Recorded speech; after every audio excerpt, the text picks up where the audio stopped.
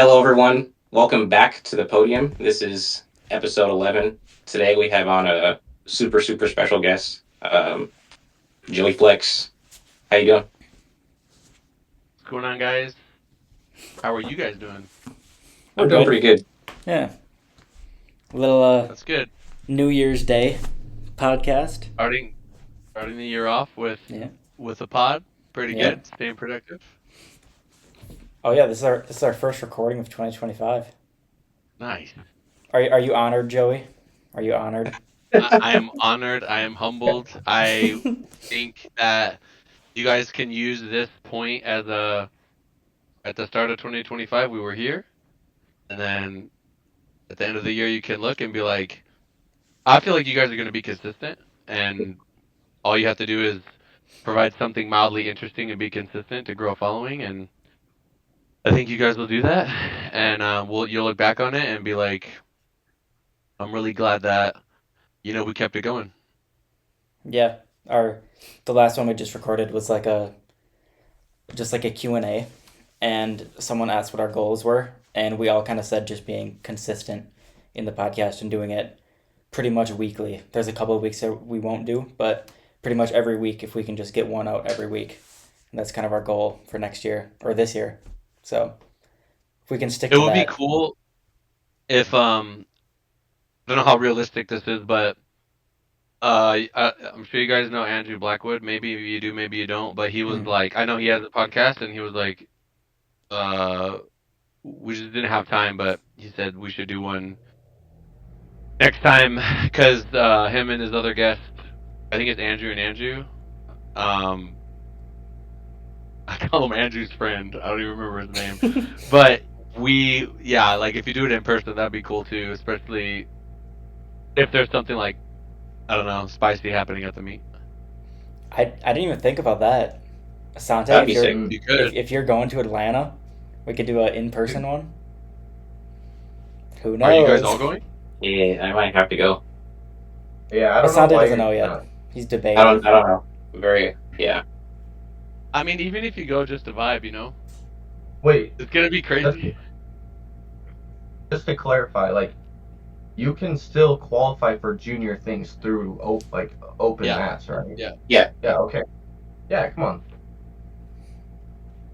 I just need that extra month of training. That's all I want. I don't like gaining anything from going Oh, to. your meet's after, right? Yeah. Your meet's a month after. Yeah. Yeah. I just. I I mean, just don't really. I can't see anything that I gain from going to Atlanta. You Us. yeah, know. if you're locked in and you're 4 weeks out, I understand. Yeah, just a thought. Yeah. Unbelievable. Anyways, we can we we'll get into it. So to start off, just kind of give us a little background, and how you got into this space, like the powerlifting space in general. I don't know if you Oh, started coaching first or competing first, or just kind of give a little background of how you got into powerlifting. it won't be that little. It'll be kind of long. Okay, I'll try to go. I'll try to skim. Um, I've always been like somewhat active, like just like physical, like doing something from age like 5 to 13. I actually did taekwondo and judo. Judo was really fun, and that was like kind of how I lost my like baby fat, I guess you could say, because I was like a chubby kid. I think in 5th grade, I was really friendly and popular for some reason. Maybe because I was funny, but in 5th grade, I was like 155 pounds, and then I just like lost all my, like fat, like going into middle school and stuff like that. I always played. Then I got into basketball. Basketball was like how I really, really got in shape. My mom and my stepdad were like, my stepdad was a bodybuilder. He's a really, I think he did like some lower tier movies. And he used to train people in Beverly Hills. And my first personal training client was when I was 16. But I was always fascinated by weights back then. We didn't have YouTube the way we did now. I think it was literally just coming out. We had something called T Nation where people just wrote articles and it was like how we consumed content back then. There was a website called Simply Shredded where they would take like let's say like a Lex Little, right? And then they would put it would be like Simian Panda, and they would put like their training, like how they train, or like an example of how they might train, what they eat, a little bit about them, and it was just like a website, and it was just text.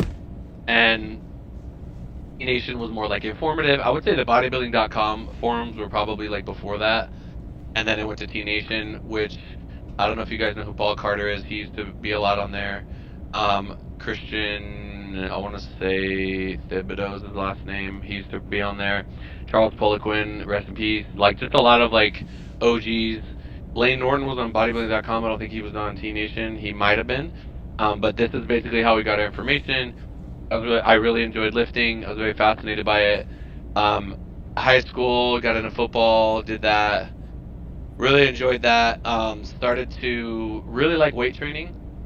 And in college, actually left LA. I went to University of St. Mary's in Leavenworth, Kansas with my girlfriend at the time. It was a huge like shock.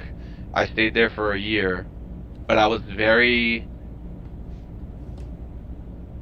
like I had to grow up really, really fast because like now I'm on my own and I was getting like financial aid for school, but not really anything else. So I was working also, and I was just really stressed out, and I realized I did not want to like given like the degree of playing football that I was at. I started to kind of realize like okay, that dream of going to the next level is probably not going to happen.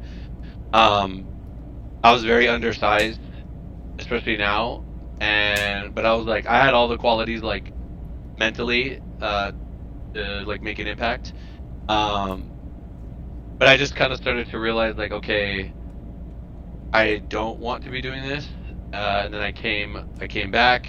I matured a lot in that time. I realized through football that I really enjoyed the weights and I enjoyed the team aspect, like the full team aspect of actually playing football and the games and stuff. But the overwhelmingly just draining amount of auxiliary things that you have to do, the film, the meetings that we have, just like your whole life is that, plus you have to do school, plus I was working. So just a lot.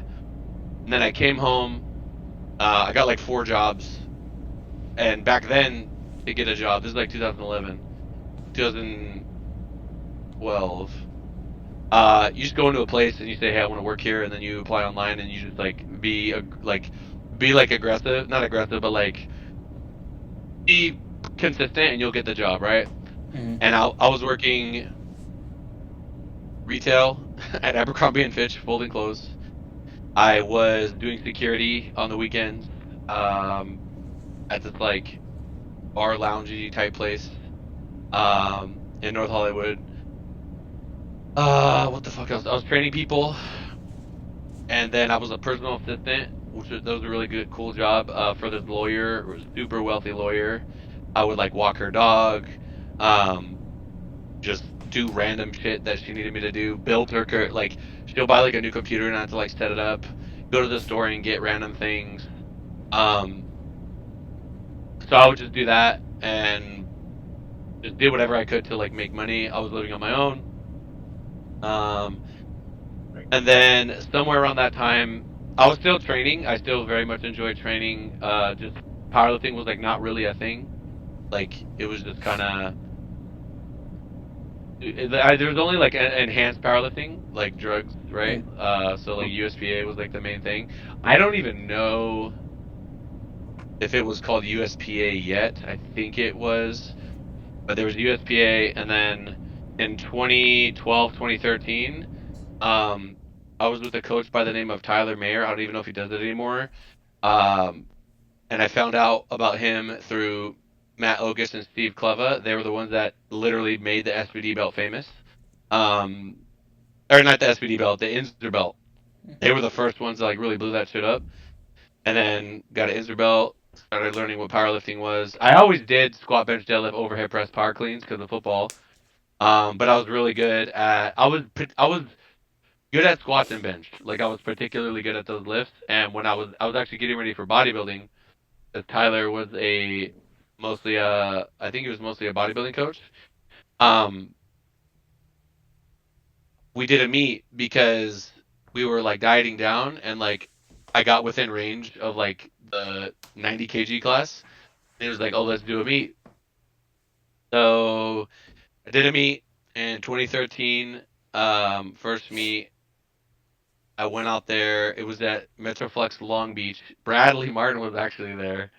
Um, I think he was there to watch the homie Mason. And did my meet, and I was like, this is really fun. I think I took like some junior records for bench. And then I told my coach like I wanna transition to this and like pursue this because it's really fun. Um, I ended up doing that 2014. I think I did like nationals or worlds for USPA like drug tested, which was like not very deep. It was like top four was like three 990 guys and me. Um, and it was really fun. Took a junior record or like a junior world record, but like for IPL, which is like it's nothing compared to what it is now. Um, and I was hooked, and it was really fun. And I just kind of trained people. So I was working at LA Fitness, but I would also lift there.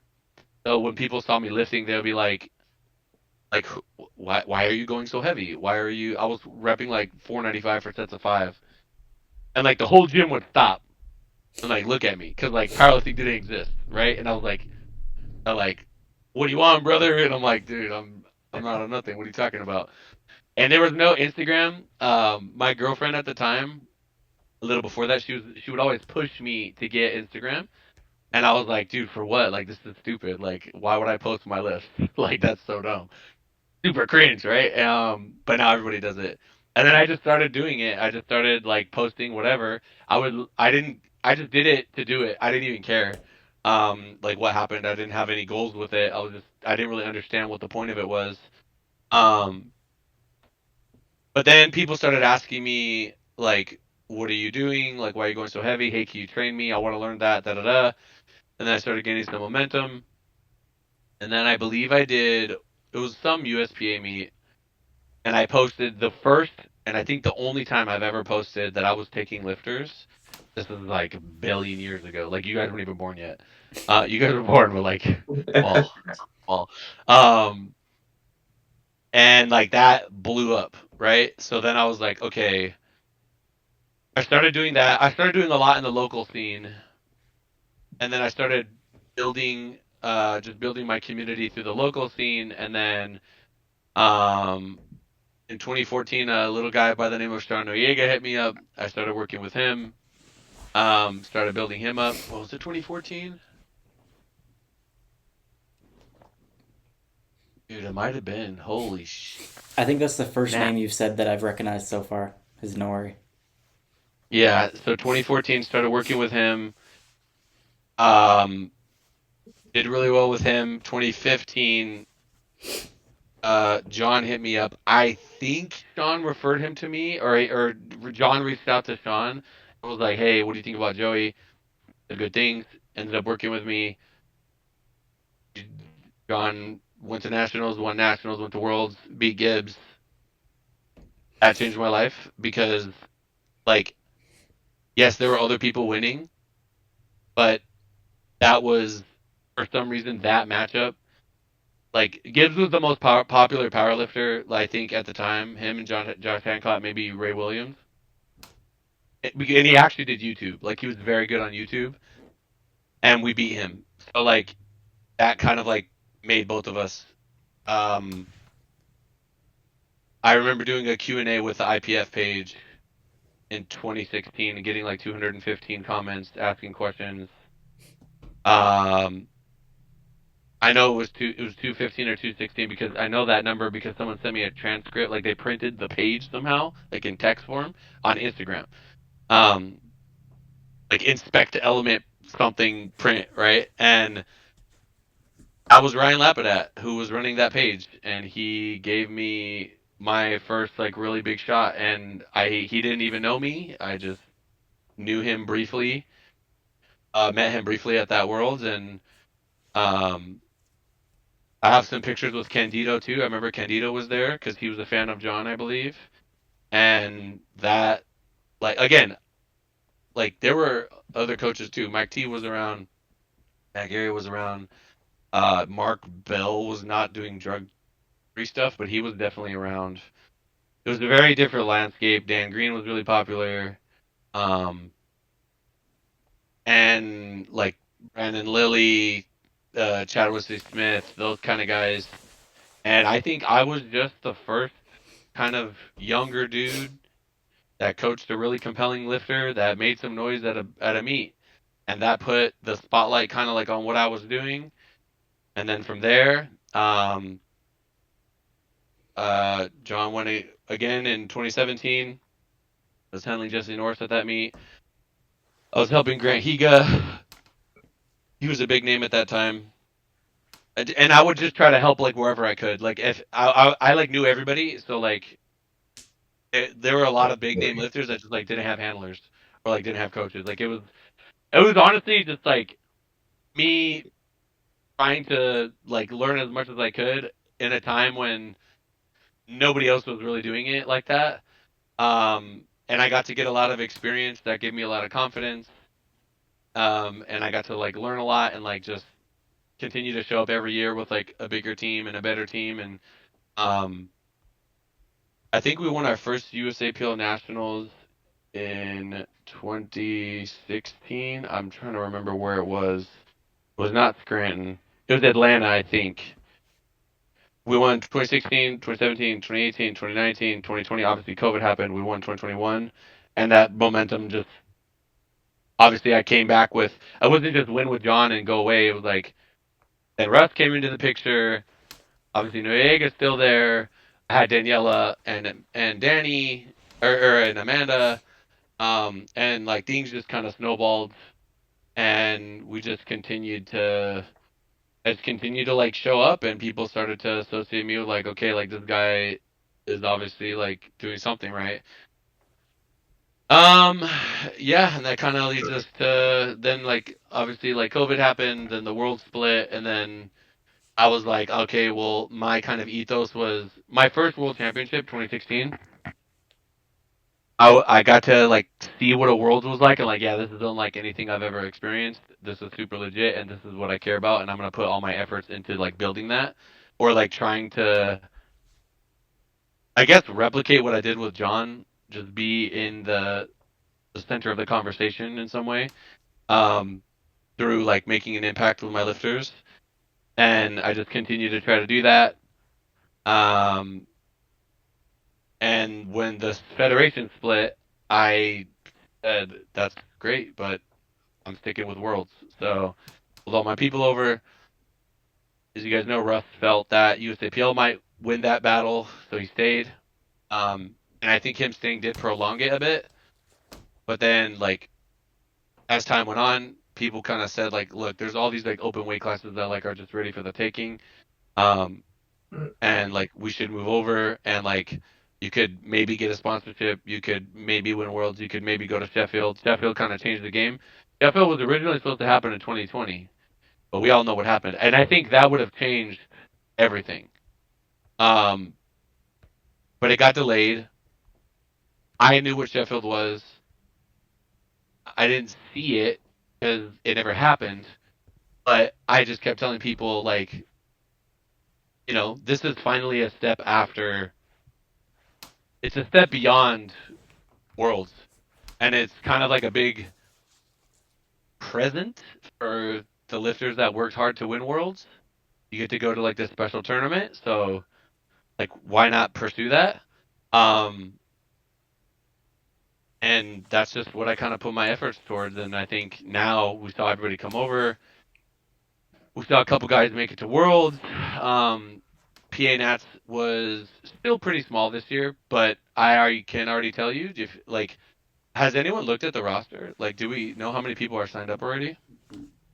I don't know total, but I was just looking at it yesterday for like my weight class. And there's like a lot of people that aren't even signed up yet. Oh Like yeah. I don't even know if Crandon signed up. I don't know if Jonathan Garcia signed up. I don't think any of my Sheffield people are gonna do it, but Delaney's got to do it. I think Keiko signed up. like it's gonna be good. So yeah, that's kind of my like how I kind of got into it, how I sort of came to be. Trying to see if there's anything interesting that's missing. Yeah, I don't know. Just tried to keep literally. I know I see Asante. You got the Dragon Ball Z in the background. Oh yeah. The tournament of power. Durin is talking about his background, and he says he's like, winning gave me my friends, winning gave me purpose, winning gave me this, winning gave me that, and I could relate to that a lot because if I just win, then everything kind of takes care of itself. It's a lot of pressure, but you get used to it over time, and that's kind of just been like the thing that I know how to do, and I'm gonna just keep doing it. Like I don't even know. Like this year, somebody pointed out like all the new faces, like Regan, Alba, Laura, Cranon came out of nowhere, and I'm just like, yeah, I don't know. Like I just keep working on the same people, and they just build up. Mm. But yeah, that's me. So, so John Hack was your first world champion. Yeah. Wow. So And then you're I thought it was Nori after, but then I don't know if you guys know what happened with that, but they took it away. Hmm. Um, that was a very interesting day. I actually remember posting it, and then I had to delete it because like 5 minutes later they like overturned it, that's and I was crazy. Hey. like, it might have been the first year ever that they had little TVs to run it back, Mm. maybe. Um, I remember that. Though I think it was juniors. I don't know who the open guy was because John did not go to Worlds.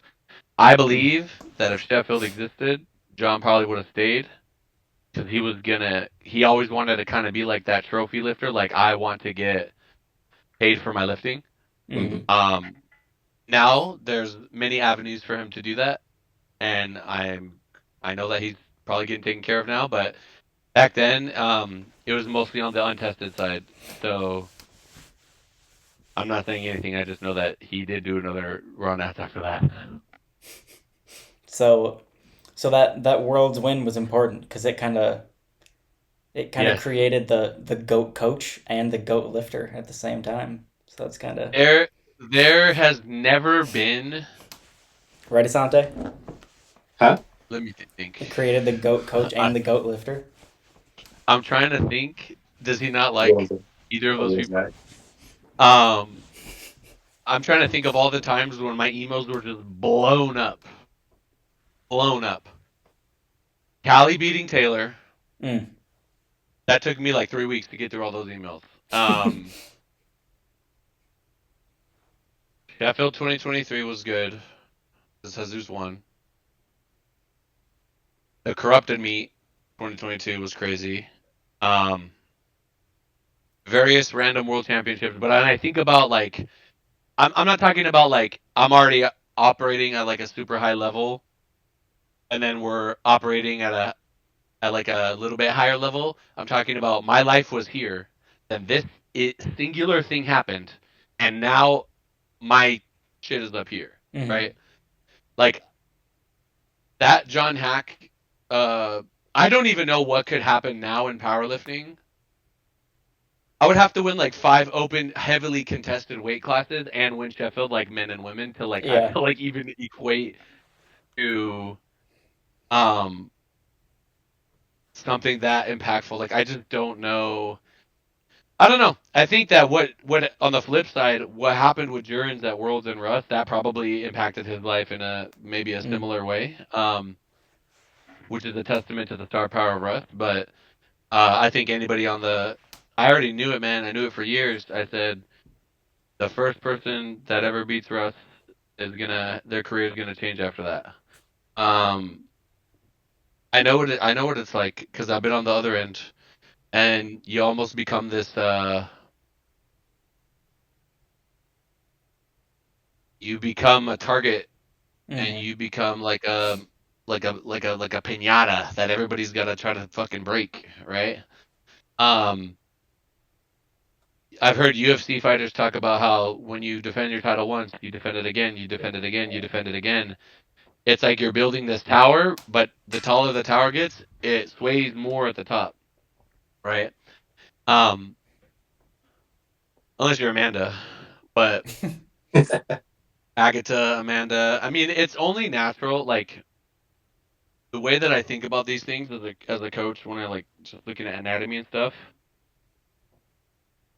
there can be a lifter who's the best right now, but it is possible that there could be a lifter that is more like genetically built to be even crazier than that lifter. And the more popular the sport gets, the higher chances of us finding that lifter, like the higher the chance of us finding that lifter.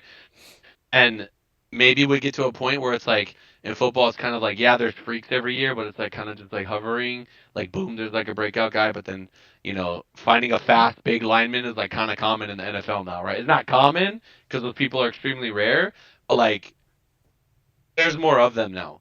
Whereas before, maybe like the gold medal for the 83s in 2015 was 15 pounds, like 1,515. That was That's back crazy. then. So like, yeah, like it's just like accelerating. And I think kids are getting into it younger. You get a guy like a Joe Bornstein. I haven't seen anyone um like that since like a Jesse. Just like threatening the open while they're so young. Um, but yeah, and then for the female side, we have a couple more examples of that too. Yeah, I think it's more common on the female side with younger lifters coming up, just because I think the talent pool is still smaller than on the men's side. Yeah. But Yeah, if you also, yeah, I mean, girls in general, what it takes to be really, really good at powerlifting, you have to have the capacity to build like a good amount of muscle. And like I've worked with some girls in the past that are just like they're just like extremely feminine. Their body just doesn't want to put on mm, like muscle in their upper body, for example, and their bench is like it's tough. But if you do it for years, you never know, and you won't even find out unless you like try.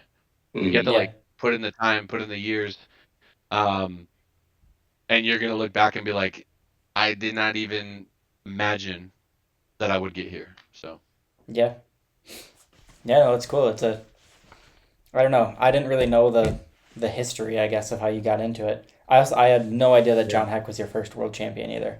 So that Yeah, really, that's I had dude, no that's clue about crazy. anything. I didn't yeah, know he I was never knew the that. first. Yeah, John was my first one, 2016. I need to do like a every year and everyone, um, because just like for myself, but also there's a lot of interesting like facts when it comes to like flex wins and things like that. That um, I think it'll just be cool to see on paper. Like I saw people doing like their little end of the year things, and I'm like, Mm.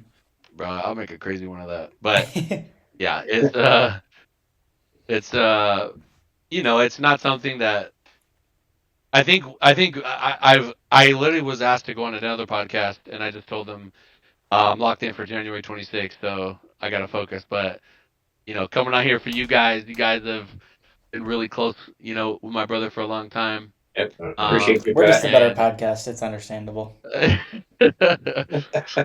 hey man, you might be speaking the truth. It's just gonna take time. But yeah, I think I appreciate you guys letting me come on here and just like kind of share that Yeah. because people don't know. Of course.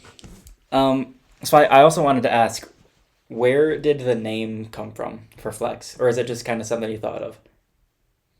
Um, many, many, many moons ago, in the early stages of Instagram's existence, I saw somebody online with the last name Flex. Um, they changed it like right after I found it because I couldn't find it anymore. Just like I like the way the Flex look, and then I was very shredded at the time, so my name became Joey Flex. Um, this logo's I don't know if you guys know X-Men. It's like that. I just added another X to it. Also, many, many years ago, there was a game called Mega Man X, Yes. and I really like the way that I really like the way that it would, the animation came out for it with the X, and I was like, yo, that shit's sick. So I did it.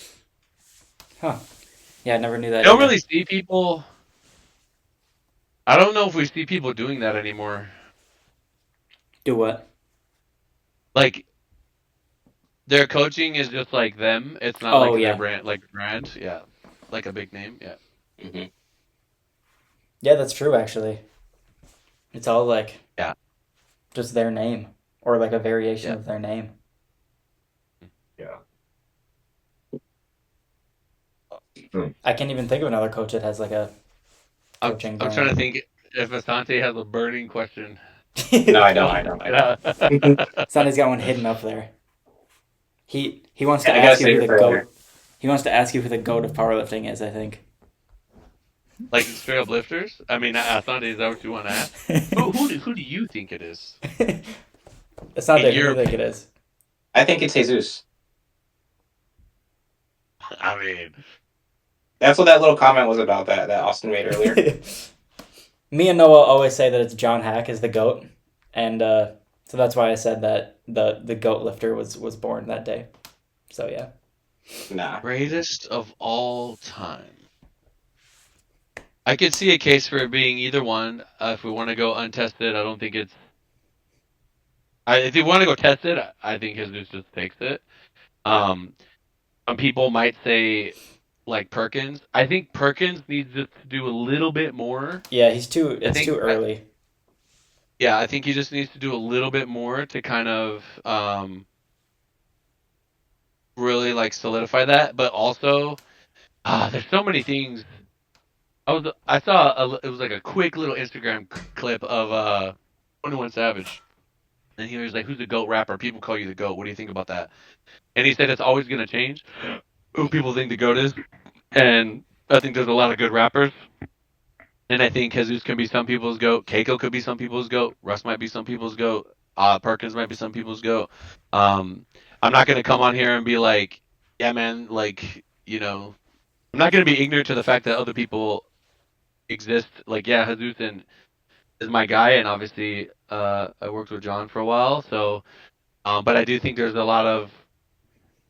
um, there's a lot of good lifters out there. Like, we'll see what Bob does. We'll see what Rondell does. We'll see what Ashton does. Like, I think everybody's good. Like there's a lot of like really good names. I think if you see them as a goat, they can be a goat. I think if you pick one metric or a couple different metrics that you use to define your goat, then you could probably come up with something objective.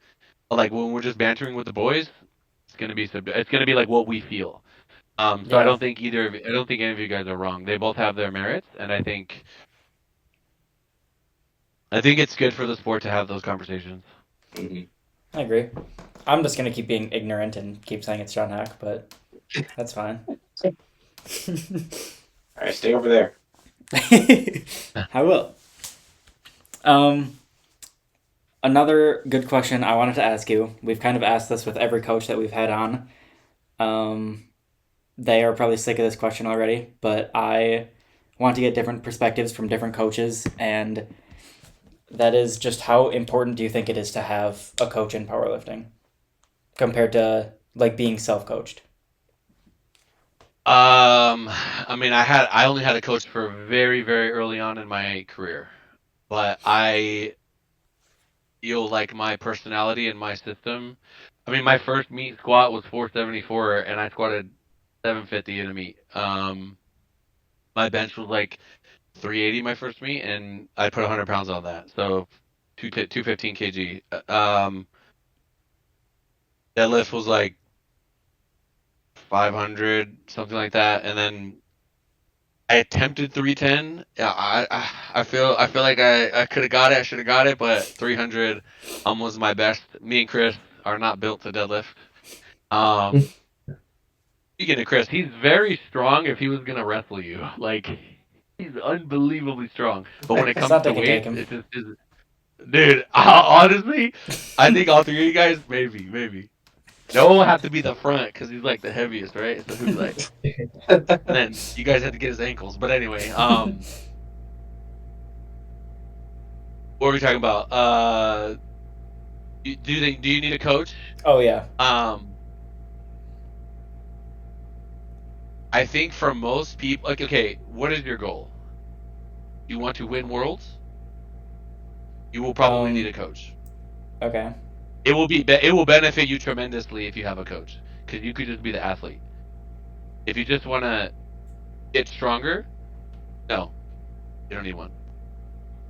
If you just want to get stronger and you don't really care about competing or maximizing variables, absolutely not. You don't need one. YouTube University. There's a lot of stuff you can learn on YouTube. Do you think having a coach helps more like mentally than physically then? Just because it takes a lot of the like workload off of like having to plan things out? The body follows the mind. So if you're a very anxious person, that's going to reflect in your training. If you're a very confident person with good genetics, you might be doing shit wrong, but you're still progressing, and you're going to have confidence doing something wrong. We see that all the time. I think nowadays we probably don't, but in the past, we used to see like some weird stuff, and people were strong. So, I think it depends on the person. I think that coach can definitely help navigate things to you and give you. I'll say this: there are a lot of my lifters that when they come to me, or they're very excited of the idea of working with me, and that belief in me and my ability to take them to where they want to go is like, it pushes all the other variables to like the side, and it's like, it's gonna make them all kind of like fall in sync with the belief of Joey believes that I could do this, and I'm losing my doubt for myself, and I'm starting to believe it too. And I think that is like, I think that's like my X factor. Like the extra X is that, like, I can show somebody that like you can do this thing and give them a confidence to just like have belief in the plan, belief in the nutrition, belief in everything that they're doing to get them to where they want to go. And I can't write that on paper. I don't know if I could necessarily teach that to someone. I just know that I've done a lot of like impactful things in it. Tom Brady went to the Buccaneers, and he gave them such a belief that they could win, and they did. That is, I don't even. Their coach was like whatever. The coach was like whatever. He was like decent. Like, that belief. If you believe in what you're doing, if you have, they call it buy-in.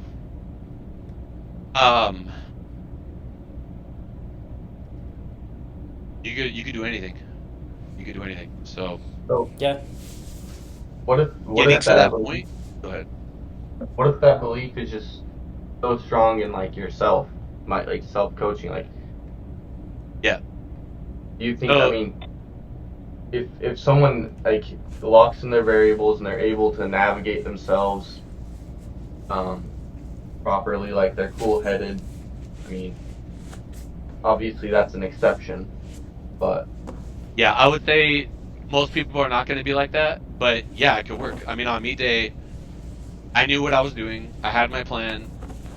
I would, like, Tina handled me. I would just give Tina my plan. Tina's actually good at calling numbers. And, like, I remember the first, like, I think it was 2019 Arnold. She called 744. And I was feeling emotions in the meet. I was like, dude, that shit felt heavy, like, da-da-da-da-da. But she wasn't lifting the weight. She was on the side watching me, and she was like, oh, you have this. And I'm thinking to myself, wait, I'm about to do that? Holy shit, like, how am I going to do that? Right? Like, but she was like, she was just like, no, you got it. And then I said, oh, the attempt is in. I'm going to throw all my emotions to the side and just, like, focus on hitting it. Like, at least commit to it, like, try. So I'm going to do my job, and I hit it. But when it gets that heavy, you're dealing with, like, like, my body is afraid. My body's, like, afraid of that. Like, it's like, dude, this is, like, a lot. I would think like, what if my knee busts open? What if my SPD belt fucks up? Like I was, it's like a lot of weight, and there's like all those people watching you, and the lights are on you. But I think I'm really good at in the moment. Like it doesn't matter, just you got to do it. And I think football had taught me. I played defense. I played outside linebacker, but I was very like cerebral. I knew what everybody else on the defense had to do, and I could be in a moment that was very stressful and still execute and like monitor everybody else and make sure the defense was doing what they needed to do. And I would even try to coach my D lineman. Like if I was blitzing, I'd be like, "Yo, like I'm gonna tap you on this side and like do this, and then I'll do that." You know what I mean? And I remember this one game, we're getting our ass kicked by, I think it was Marshall's, a blue school.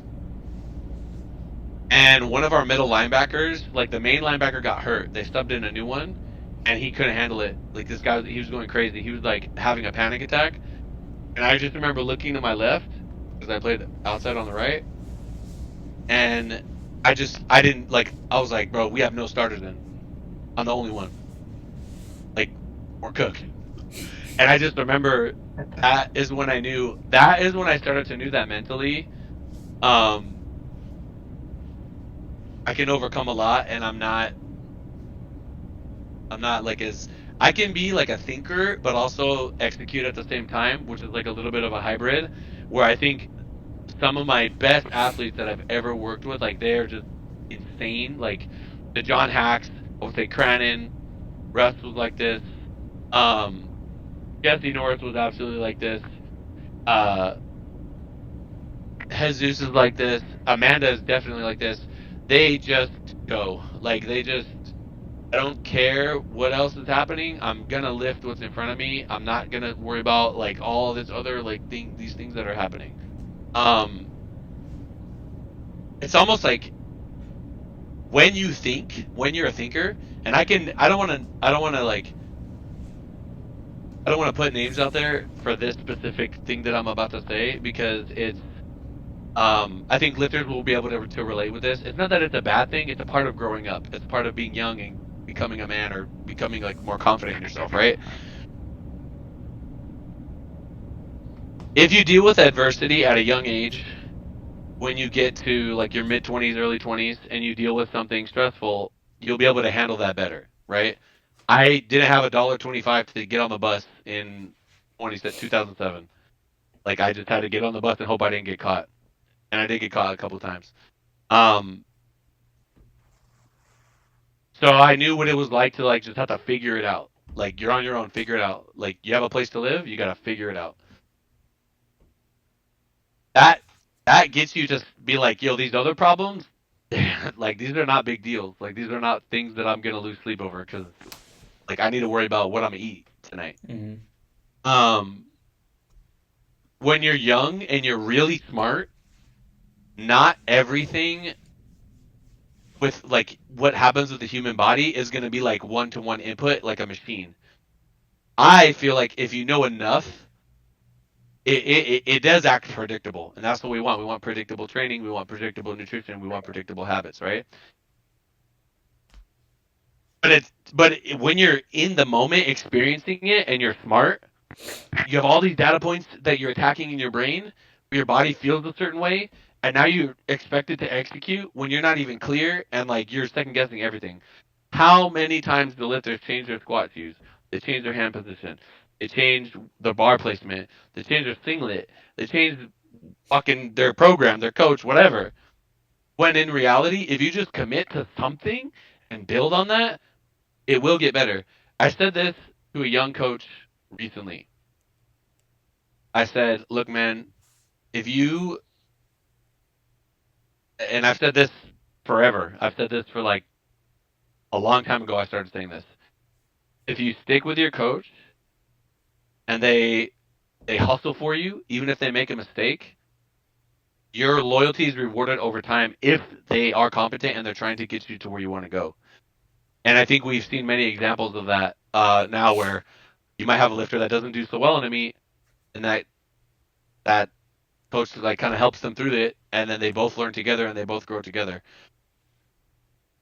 at young lifter, having that, I would say it's pretty rare to have that faith in that coach that early on, but they knew, like, maybe they are kind of like what you're saying, Noah, where they believe in their stuff a little bit and they kind of know what they want to do, and then they trust somebody else, and then they get burned, but they give them a chance to fix it, and then it gets fixed, and then like that just makes that bond even better, even stronger, and then they have this sort of um, relationship that gets them through, like as long as I got this guy on my back, I'm gonna be good to go, right? Um, and that's really powerful, and that's that belief. That's that. Like if you have that belief in yourself, you might be able to replicate that. I just think as humans we do better. Like companionship is like a really big thing, and I also think that even if you're really good at self-programming, you're really good at self-coaching, you're really good at navigating those things on your own, which I would say, like I said, very rare. It's definitely like a unicorn situation. Um, you should still have a handler meet day. You should still have somebody like just to handle like your weights, your timings, all that. You can really focus and lock in. Um, you don't get extra style points for being like, yeah, I did all on my own. Like, oh, there's people like there's literally like young coaches that I'll just help because they ask me questions, and I don't ask for it, but they'll never be like, "Hey man, thank you." Like they'll do behind closed doors, but they never like put your name out there, and it's like because they wanna have the perception of like, look how smart I am. I did this all on my own, brother. Everybody's smart. There's information everywhere. Like Mm-hmm. I think when we get to the end, I know there's a question that you'll ask me. I'm gonna shout out some OGs, but I think that just there's nothing wrong with hiding where you saw something. Um, I'll say this. I'll share this. In 2016 for John's Meet, Matt Gary, I believe, was the head coach at the time. It was either Matt or Susie. I had to work with them. I think I worked with them once prior at the Arnold, or maybe it was the Arnold after. I don't remember. There were things that I picked up from when they handled me. There were some things that I liked. There was some things that like going forward I did differently. But people learn, people grow over time. Also, another thing, Noah, going back to the handling on meet day, um, obviously, like Matt's great at that, right? But whoever it is, the first time you ever work together, you're probably gonna, and this goes for anything. This goes for like literally anything where somebody is hired to do a service for somebody else. There's gonna be like a troubleshoot phase, um, and you might have to have like some bumps during that time. But Matt kind of took the meet day thing and like wears that on his sleeve. And I think uh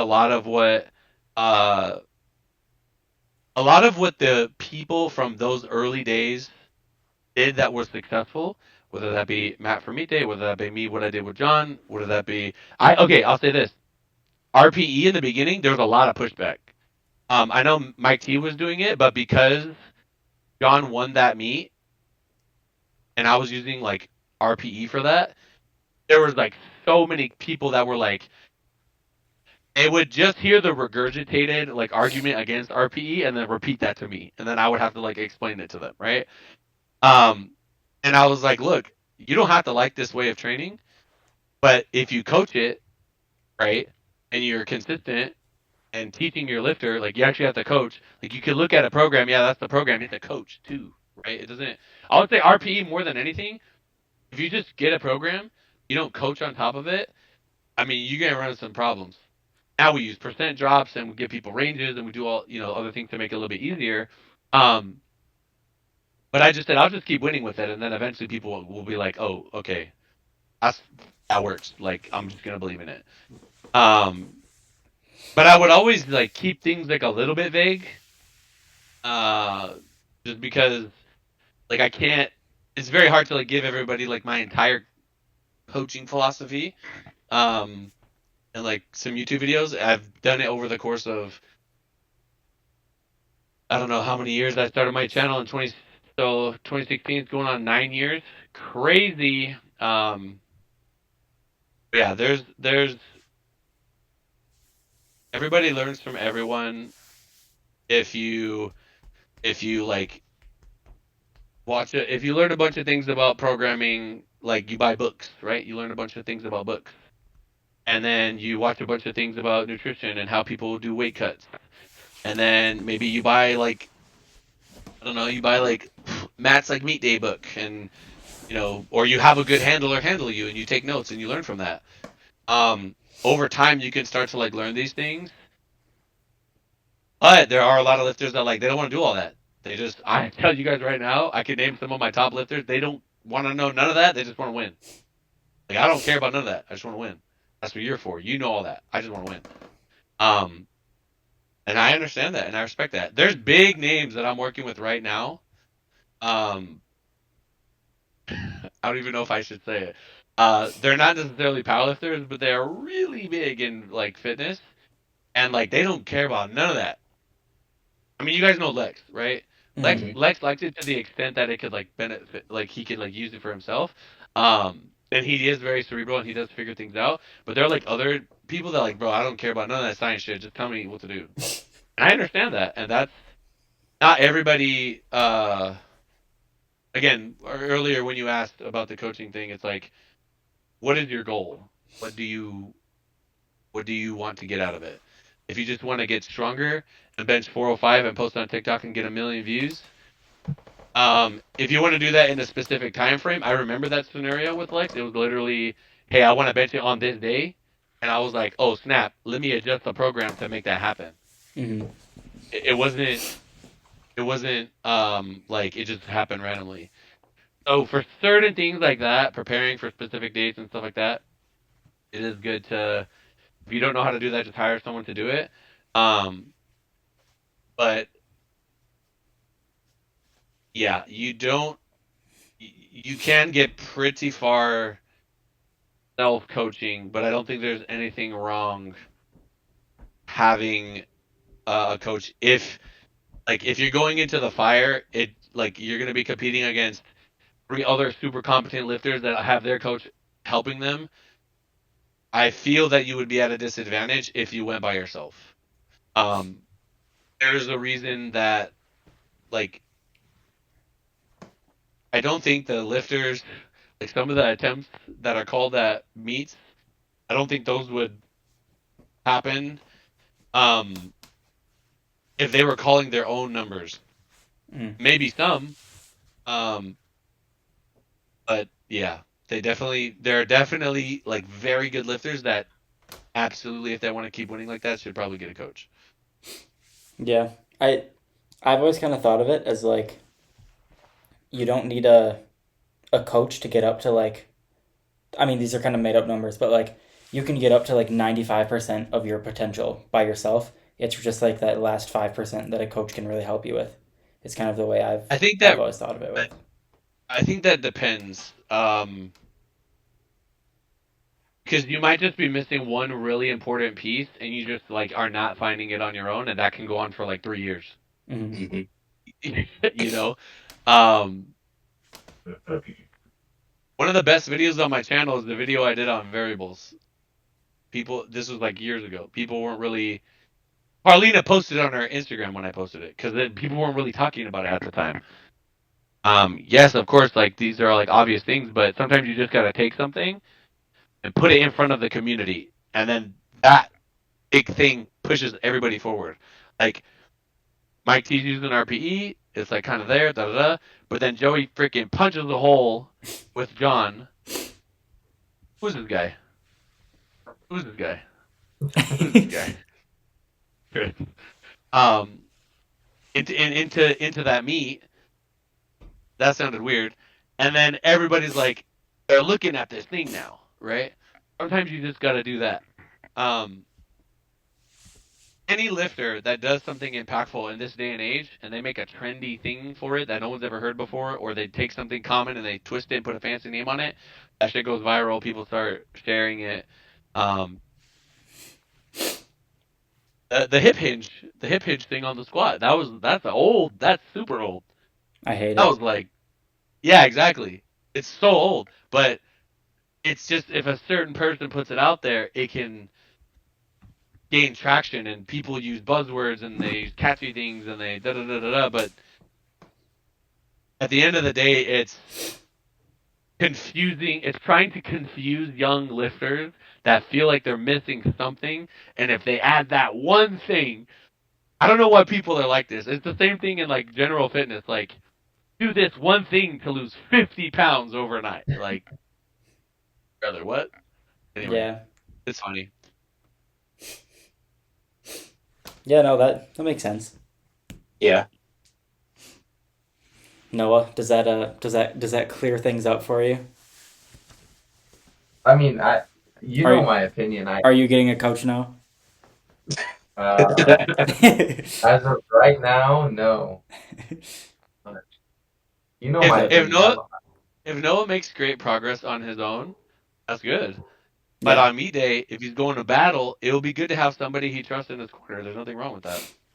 Yeah. That's what I did with Jesse. Jesse did his own training, and then when it was meet day, he's like, "There's nobody I'd rather have help me," and I said, "Let's do it, brother." So, and I have no problem with that, and I understand that he was getting what he felt like he needed to get from training, and I didn't want to overstep that boundary, so I just left it and just helped him on the day when he needed it. Um, I helped oh my god, Willow at Junior Worlds. Mm. He's coached by Trey. Obviously, I coach Trey, but I don't even get involved in their training. I'm just like, brother, oh, you're part of the gang. You want me to help you meet date? No problem. Let me know. I'll hit up Trey right now. And that was it. So Yeah. it's and I have no problem with that. It's yeah, that's it. Noah, are I think. you Go ahead.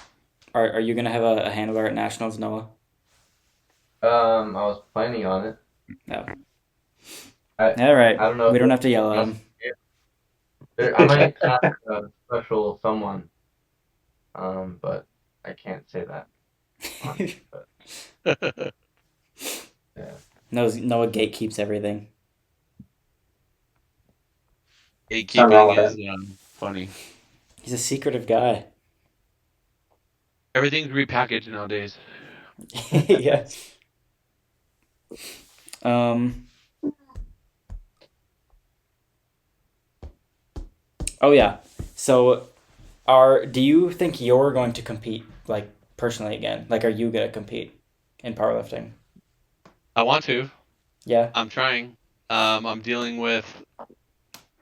I will give you guys some details, but I don't know if I'm ready to give like full specifics yet. I don't know if Chris told you guys anything, but a lot of people it's gonna be the first time I'm hearing it. So since I was 19, um, 19 years old, my body is literally bulletproof.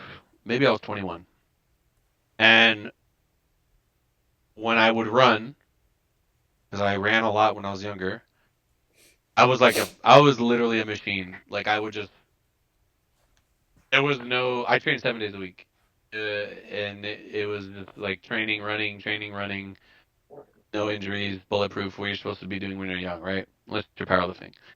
Um, I believe that I was fatigued like for like 3 years straight from like 19 to 22. Jeez.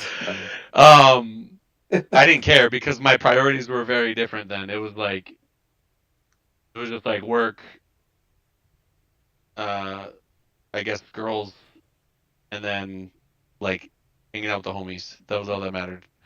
Um, when I was 19 or somewhere in there, I would get this like pain in my lower back from running. And it really like started to like affect me mentally. So like I stopped running. That's kind of how I got into powerlifting was because it was something that I could do to like max effort. That was also lifting that didn't bother that. Still had pain. Um, it just kept getting like progressively worse. Didn't really understand what it was. Took some time off. It wasn't going away. Went to go to the doctor, got an MRI, found out I had torn a disc in my lower back at such a young age. I believe I was 23 or 24 at this time. And I think I remember the football game that this happened. I specifically remember this pain that I was having. And then I got into powerlifting, which is probably not the best thing for that. I never got my back fixed. And then I was a powerlifter for like 2013 to 2026 were very painful years.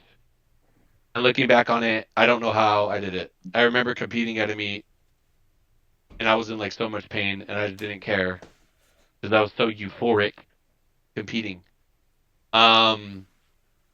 I remember coming back from the Arnold in 2016, just being in so much pain on the plane. 2017 was better.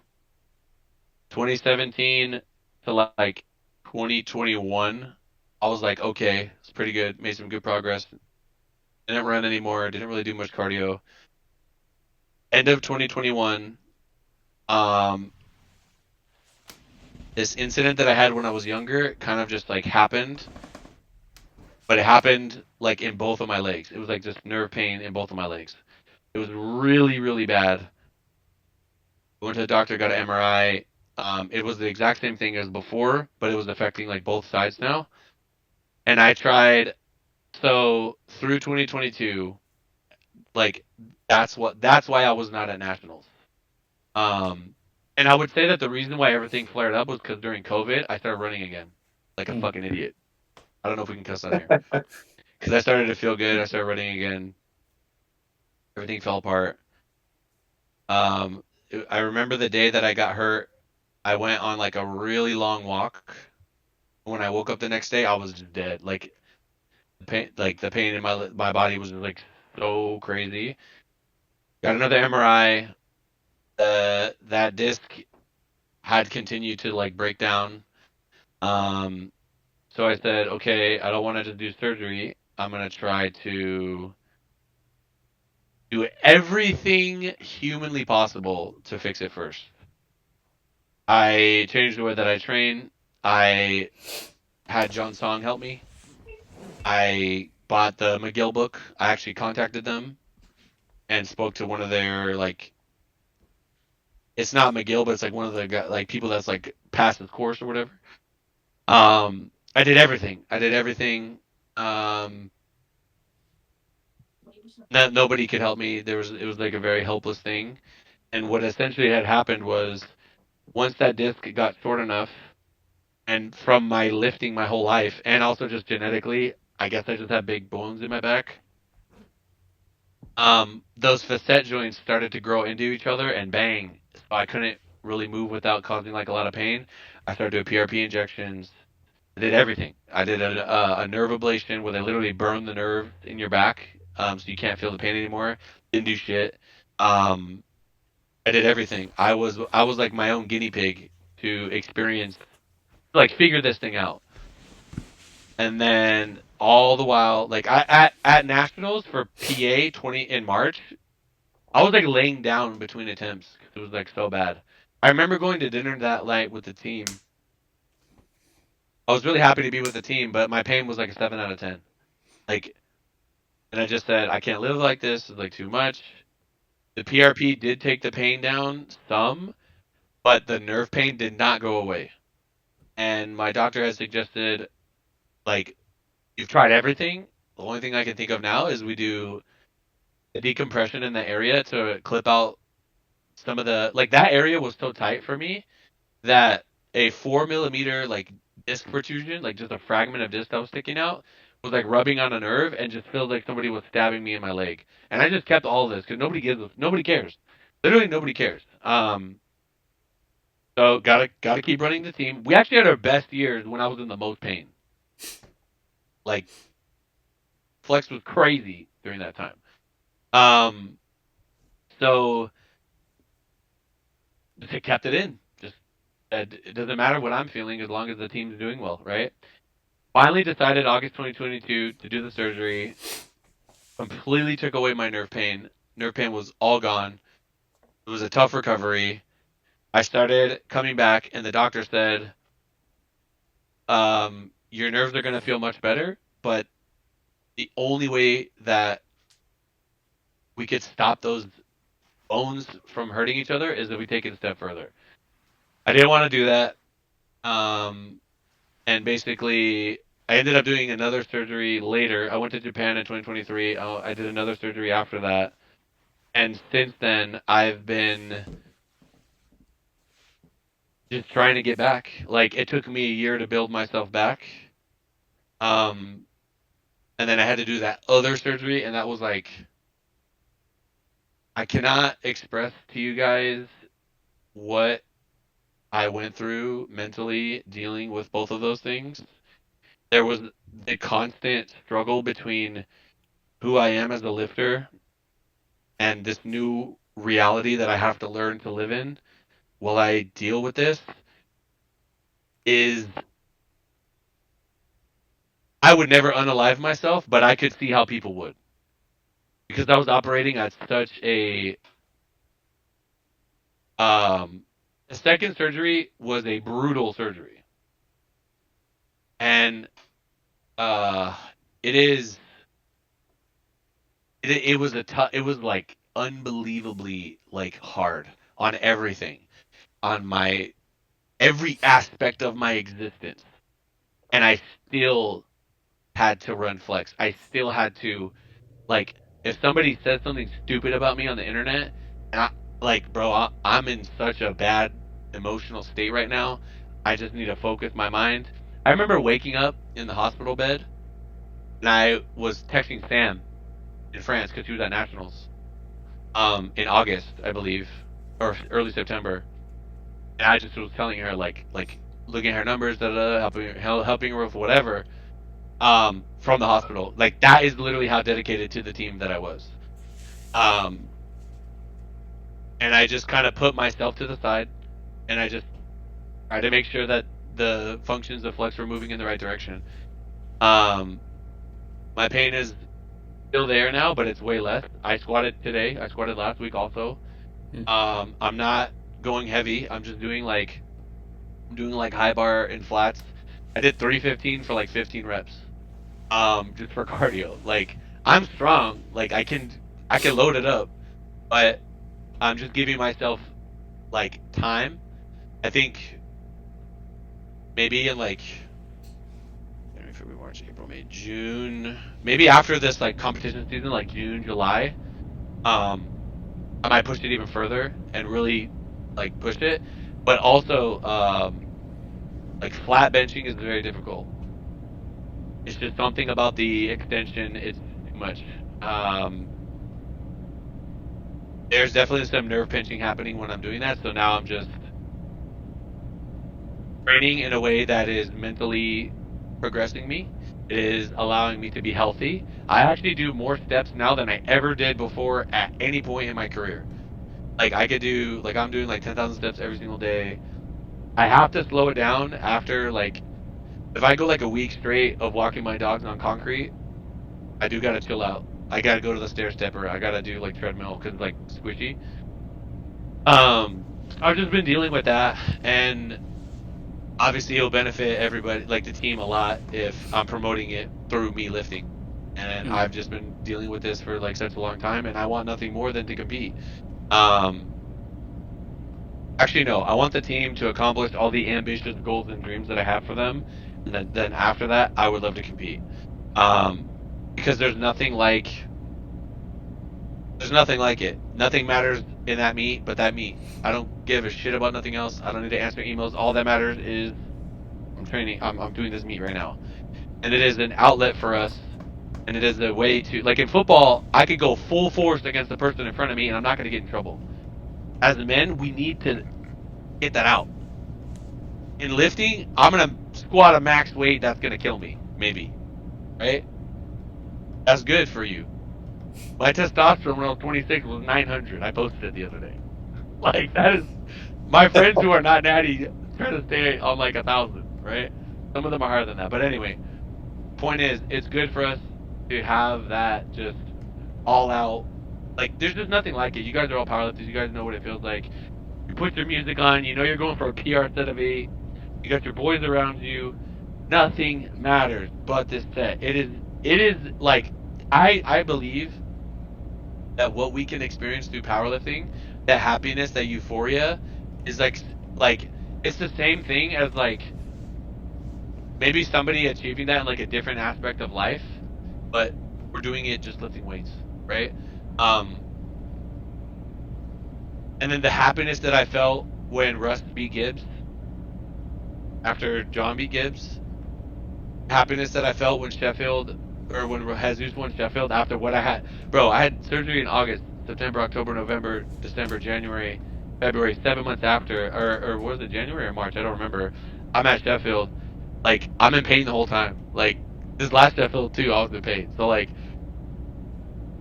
when you get that done, when you achieve your goals, there's nothing better. There's nothing, like, I can't think of anything, I can't think of anything in the sport that's like gonna give you that. For me personally, like, everybody cares about what just happened, right? It's such a, bro, at Junior Worlds, like, kids coming up to me every 5 seconds to take a picture and say hello. You feel appreciated. You feel like that's cool, but they remember those impactful moments that you had with your lifters when I had a moment to like shock the world or whatever. There were so many people coming up to you at Junior Worlds, I remember. Yeah, I try to take a picture with everyone, try to be nice to everyone. I really appreciate it, man. That's what we do it to make it, like, when somebody tells me, bro, I watched your video from like 3 years ago and like I use that every day when I train. I'm like, oh yeah, man, I can't stop. I'm not gonna lie, I used to be very, this is gonna sound crazy. I used to be very good at Yu-Gi-Oh cards, like extremely good. And when I conquered that, I left because I felt like there was nothing left for me to do. Um, with this, I stay because there's just the human interaction. There's so many interesting things that I still want to do. There's so many places in the world I want to go. Um, it's like I don't feel that desire to walk away.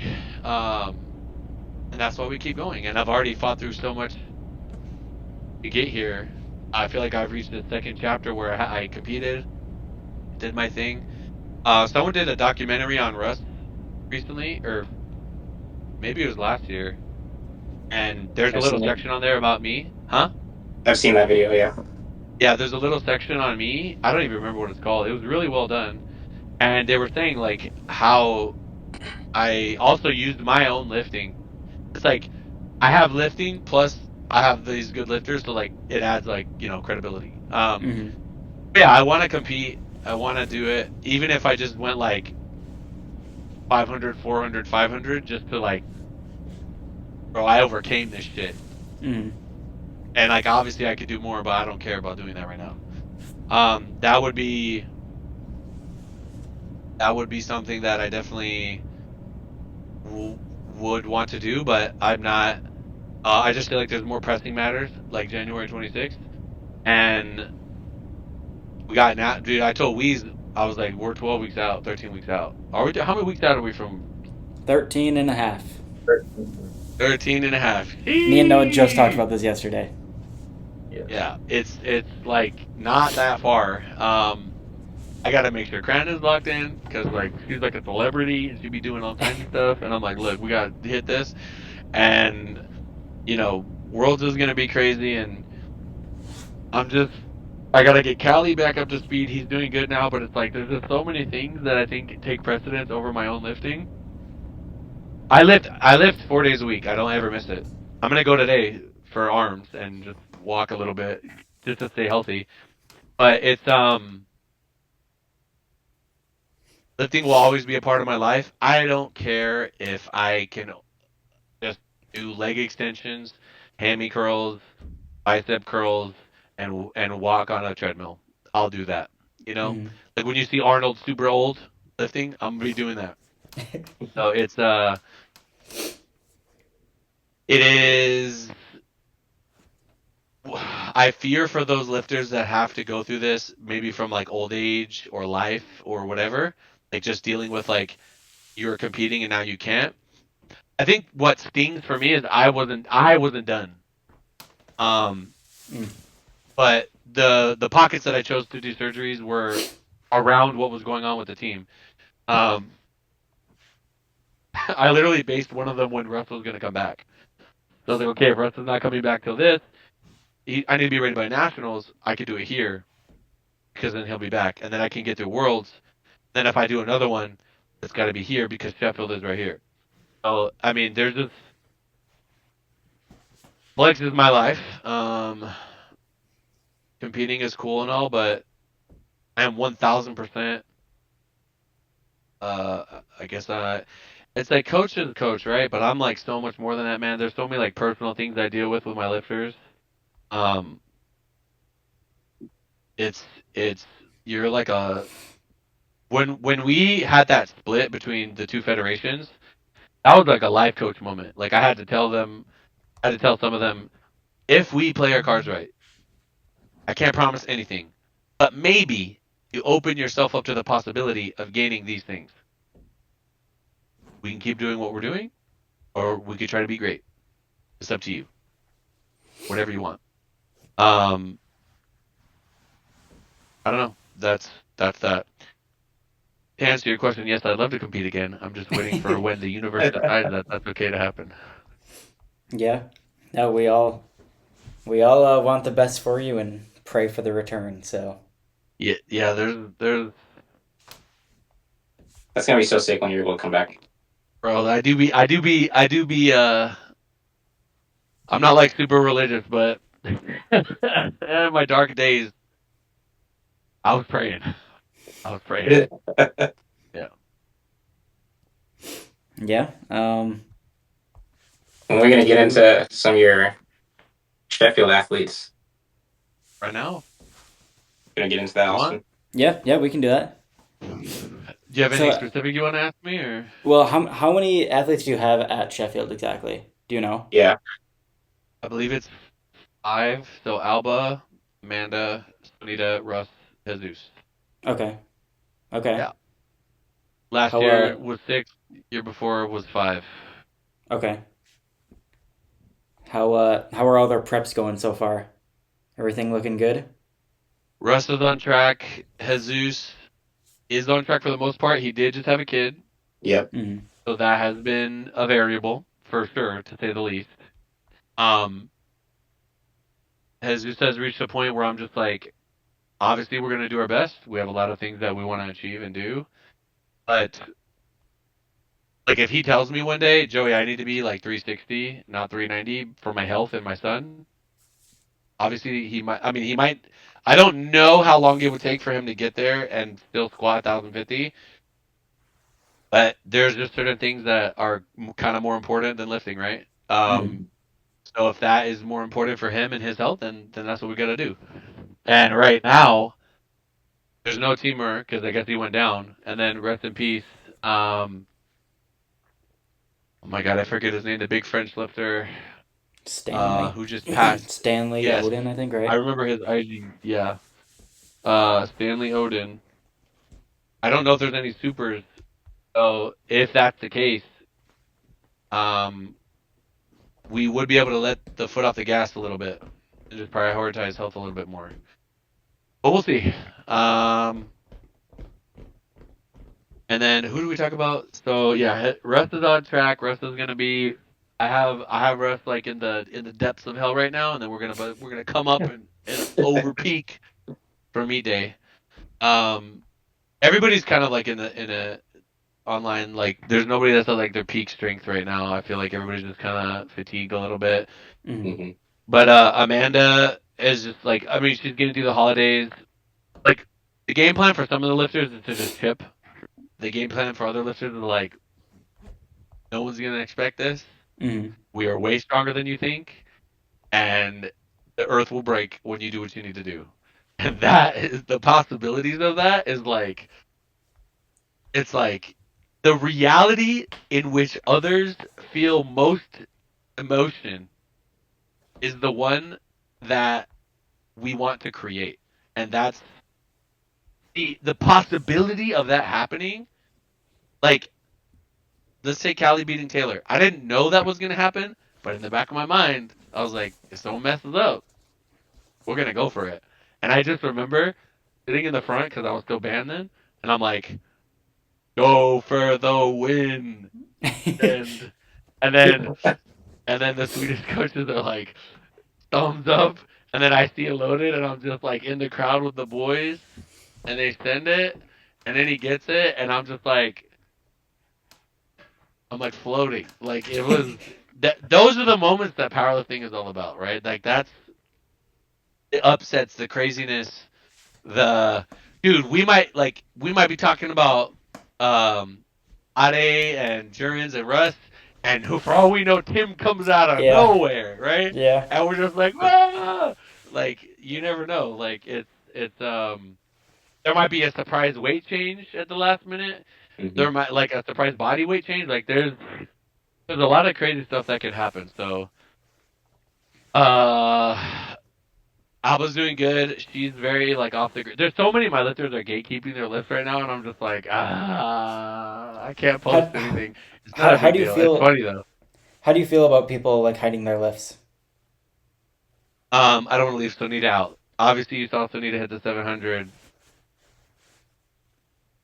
Mm-hmm. You know what I mean? Shout out to her. Answer your question. I think you should post your lift because if your opponent is, it could benefit both ways. If you post your lift and your opponent is not bulletproof mentally, it will break them a little bit. They'll get discouraged. They will fold a little bit. I've seen it. They'll go through a mental breakdown, right? Mhm. I have literally seen it. That's a If you sound don't bite. post your lift, Jesus Christ, that's your boy, homie. If you don't post your lift, then they may not know what you're capable of, and they might underestimate where you're going to be at, and they might go into the meet with a frame of we don't even need to go this hard because they're not going to have more than XYZ.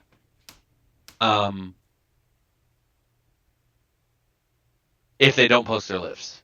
Mm. If you know your opponent and you know kind of how they think and what they are, then I think you should do the one that's going to benefit you. But I don't think there's anything wrong with like 12 weeks out, post something crazy, and then just don't post it again until the meet. You can post your back downs, you can post whatever else, but at the same time, a lot of these athletes that are in that position get sponsored, and they're not getting views for their sponsors if they're not posting. So it's kind of weird, but I do think that it is interesting to be off the grid. I think at the end of the day, though, regardless, you could prepare yourself in a way that it doesn't really matter what anybody does because you're handling business and you're coming in on point and ready to go. And I think it just depends on the person. I think for me, I go through like each lifter is like different situation. Um, like at Worlds, for example, I mean, I've said it 1,000 times. Me and Russ did not think Jurgens would be capable of that, and he was. I still would have liked to see what would have happened if Russ would have got the third squat. But I mean, it is what it is. And in hindsight, it's like we're still going to Sheffield. We didn't really lose much. It might be better for the sport for this outcome to have happened, but yeah, that's that. When it came to Cranon, she didn't post anything. Nobody Mhm. talked about her. I don't know what the other girls thought about her. Um, it might have benefited her on the day, but nobody knew she was going to do that, and then she got third. That was really cool to do. It is exciting to present something on meet day that people weren't expecting because it's like surprise. This is what we've been working on. So yeah, I think it just depends. At the end of the day, we should all be working on our mentals, and if our mentals are strong, um, we should be respecting our opponents like regardless. But the reason why there was even a conversation of taking meets off or going easier at certain meets is because it's difficult to go all out in March and all out in June and all out in September and all out in January. You know what I mean? Like we have to back off somewhere. We have to back off somewhere. Like I can't. It's just what are we doing? Unless we do like Keiko, go every other year. I don't know. So yeah. Yeah, makes sense. Noah, Asante, do you guys have anything else, or do you want to get into the top 5? I'm ready to get into the top 5. Yeah, I have a question. Just probably shouldn't ask it on the. Okay. Hit I me just don't want to after. ask on video. Okay, we'll ask it after. It'll be Okay. after, bro. Don't worry about it. Okay. Well, Go ahead. well, we'll do top 5. We do it every podcast whenever we have a guest. So, who are your? Well, I mean, so we can do it 2 different ways. We can either do your top 5 most hated powerlifters of all time, or Whoa. Oh, what? No, I wasn't aware of this one. No, we can either do your top 5 like coaches of all time, or I know you kind of talked about doing like your biggest influences kind of. For the top 5 biggest coaches, I'll just say that obviously if we're just talking about like platform results, I hold myself in very high regard, and I think me having that self-confidence allows me to continue to produce and create champions and make compelling lifters year after year. If we're just talking about what we're doing on the platform, we're talking about impact on the sport. I think I also have had a very big impact on the sport through my lifters, of course. I'm just a guy, right?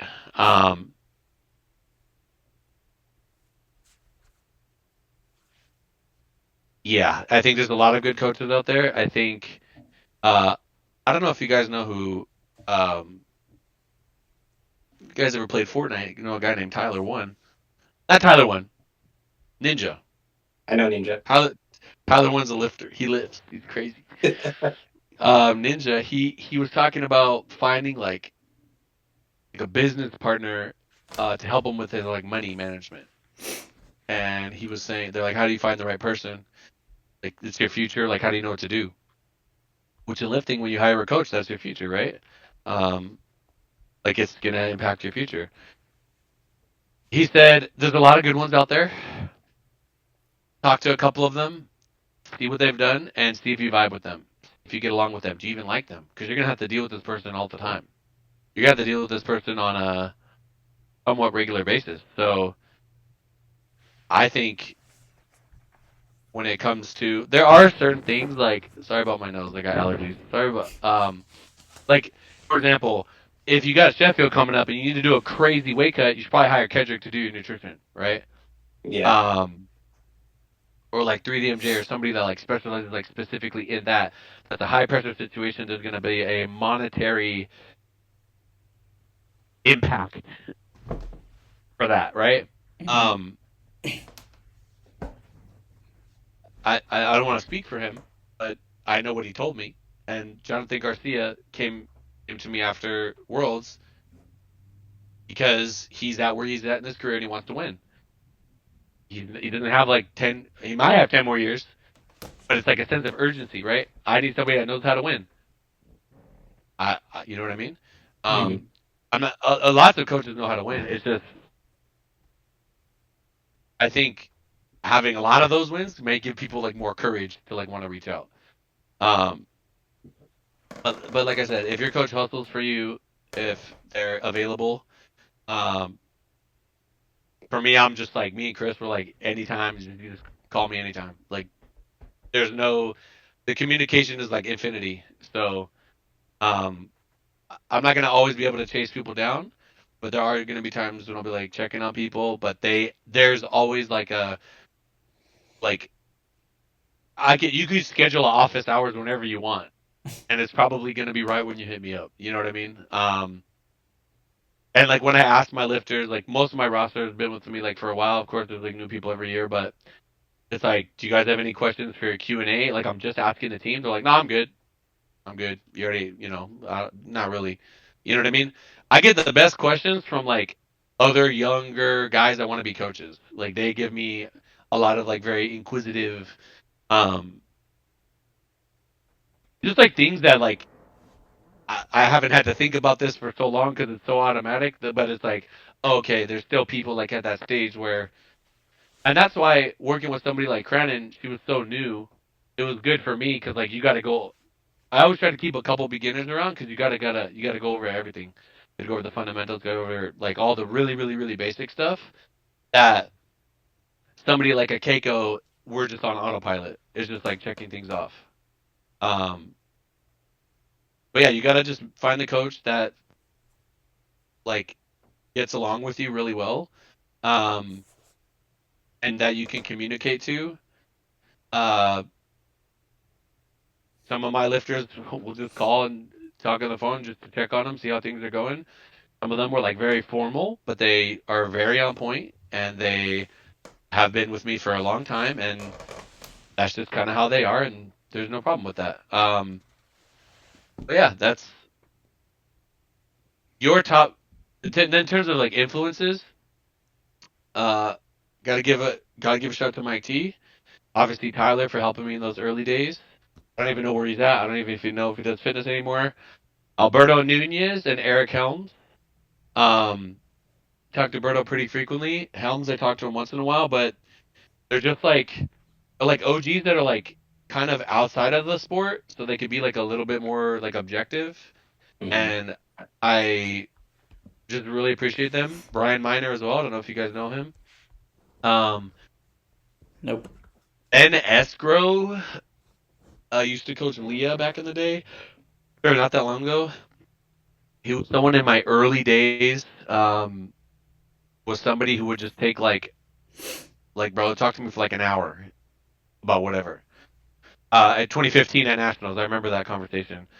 Trying to think, Lane Norton. I mean, he was really into powerlifting and bodybuilding and knows what he's talking about. So he was somebody that I looked at.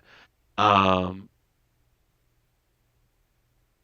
Dan Green was super inspiring. Like this guy, I remember watching him lift at the LA Fit Expo, and I was like, the room is literally like radiation right now. Like it is electric. Like what is happening, right? Um, those people, I think in the early days, like 20, like just the content that they put out, just watching. I remember watching Brian Miner and Ellis McLean and Lane compete at the Arnold, and I was looking at them and I was like, bro, I want to do that, and like that influenced like a lot of what I did, and then I was able to take my team and like bring Russ to the Arnold, right? I actually met Russ at the Arnold twice, and at the second time, and it was like in the bathroom, like I was just randomly walking out of the bathroom in my singlet, and Russ was there, and he was like, "Oh hey, what's going on, man? Like I love like get coaching from you one day," and I was like, "All right, man, I'm gonna go squat right now, but like just hit me up." I didn't even know who he was. Um, but once I talked to him, I knew like, okay, this guy, he reminded me of like a football player, so I Mhm. knew like we were gonna get along. Um, but yeah, those guys were like really influential. I'm trying to think. Menno Henselman. I don't know if you guys even know who that is. He puts out some good stuff. He's still around. But yeah, those are some OGs that were pretty influential, like my early days. Matt Ogus, when he went through his little powerlifting thing. I met Matt. I've him and Lovato. Shout out to the boys. Um, yeah, I think those guys really. Steve Cleva. I don't even know if that guy lifts anymore. I feel like he's a car mechanic somewhere, but he was really into powerlifting. Um, and yeah, those are people that I feel had impacted me like a lot in my early days. Um, whether they're a part of they're as you can see, they're all kind of like like I mean, Mike T's still in it, but everybody else is kind of like if powerlifting's like right here, they're just like kind of like outside of it. Like they don't really, they're not gonna. I mean, Helms was at Sheffield the first one, but I don't really think we're gonna see a lot of those guys at Nats or anything like that. So Yeah. anyway, Hmm. I hope that is a sufficient answer. Yeah. There's a lot more. There's a lot more than 5 guys, but top Yeah, top, just be naming. top 10. That's fine. Yeah, but like I said, everybody's great, and everybody's value and contribution Mhm. to your existence. Everything goes back to something. I believe Mike T took the concept of RPE, adapted it for powerlifting, but it originally came from like running, I think, or cardio, Mm. and they used it to like perceive like their exertion or something. But everything comes from something, right? That's why there's no like. I made a post the other day by Compound Performance. Uh, he posted something about